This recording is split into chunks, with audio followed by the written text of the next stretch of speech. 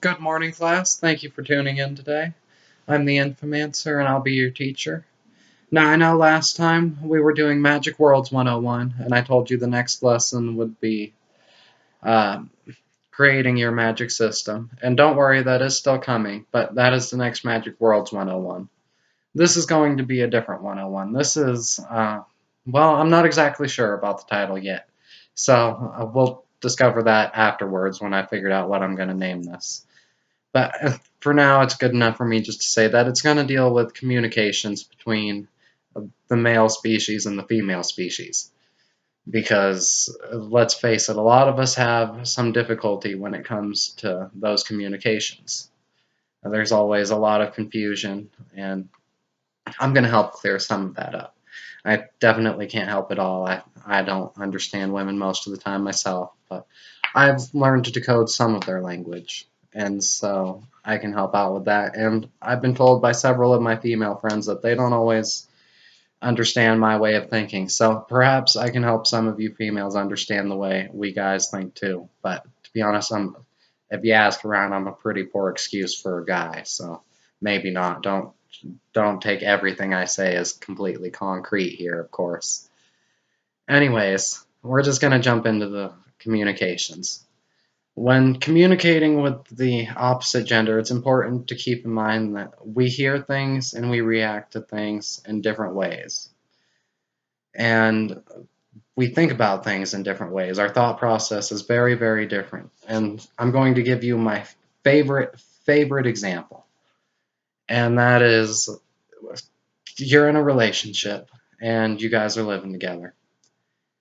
If a guy is hungry, he's going to call out, "Baby, burger."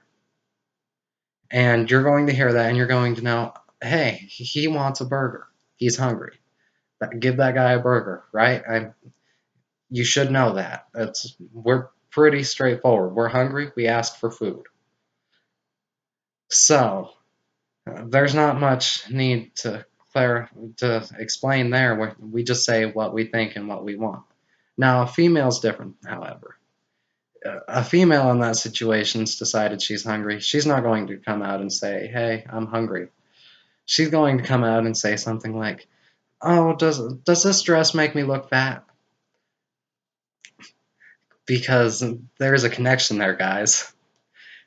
And I know every guy's at home right now who's watching this thinking, oh, where is the connection there? Evel Knievel couldn't make that leap. How does the way her dress makes her look relate to the way that she's hungry? But don't worry, I'm going to explain it to you so you can understand for the future. All right, when she comes up and says, "Hey, does this make me look fat?" What she wants you to say is, "No, it doesn't make you look fat. In fact, it might even make you look too skinny. If we got to get some food in you, where would you like to go eat?" And at first, she's going to not want to go eat. And not that she really doesn't want to, but she feels, for whatever the need to play around. And she's going to tell you, "Oh, no, no, no, I feel fat in this dress." And what she's doing there is she's fishing. She's fishing as much as you like to do on Saturday, on the weekends with your friends. She wants you to compliment her more and insist that you've got to get some food in her. And after a couple minutes of that, she'll give in and she'll tell you where she wants to go eat. And you can take her out and spend your money on her and buy her dinner.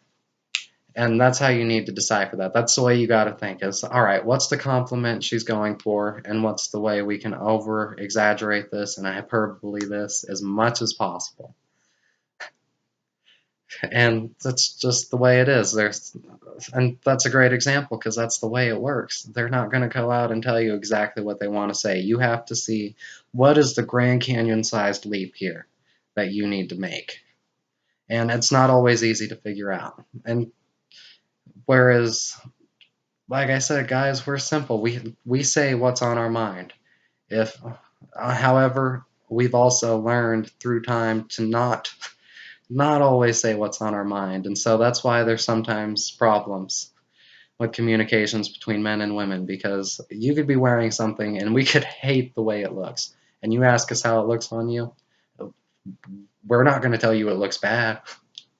We're too smart. We know that's the wrong answer. The right answer is, "It looks great on you, honey." And then here, let's get you a coat. It's cold outside because we want to cover that atrocity. And you got to look for things like that. But again, that's simpler. We try hiding it or whatever. Whereas you just go and say something completely off base and off topic, and we have to make that connection. And it doesn't make sense. Like another example is you guys are fighting, and the guy asks, "Why are you angry at me?" And she'll tell you something like, "Because you left the milk out last night." Well, I can guarantee you she's not angry because you left the milk out. I mean, I guess there's like a 5% chance that you left the milk out and she's angry over that, but probably not. All right, so, but you know that she told you, all right, she's angry because you did something you shouldn't have. Now you have to think, all right, what did I do that I shouldn't have last night? That's your clue. You didn't do the thing that she said you did, but you did something wrong, and now you got to figure out what. You know, it was something you did and not something you said, at least, because she didn't say something like, you were talking to the girl next door, which was you were saying something wrong or speaking to somebody you shouldn't have been. That's the sort of things they say. It's just like if you're smoking cigarettes and they don't know and they find cigarettes out in your car. This is a Bill Engvall thing here, no copyrights. But she'll find the cigarettes and, well, if you're lying to me about smoking, how do I know you're not lying to me about sleeping with other women? It's the kind of leaps that man just can't make. We can't. But of course, the female species can, and that's the sort of thing we need to learn to decipher. And I just gave you one great example and a couple of decent examples.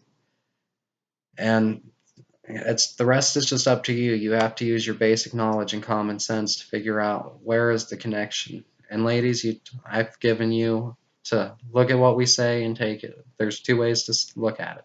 It's either exactly what we're thinking and completely direct, or it is the exact opposite. There's no complete opposite jumps. You just have to look at the way we act. And if we're acting as if we're being deceitful, then go with the exact opposite of whatever we said, because usually we always go with what we know the right answer is, whether it's true or not. We're just smart that way. Anyways, hopefully you found this slightly entertaining and educational, and hopefully it will help you understand the opposite sex a little better in the future. You have a good one. We'll see you next time.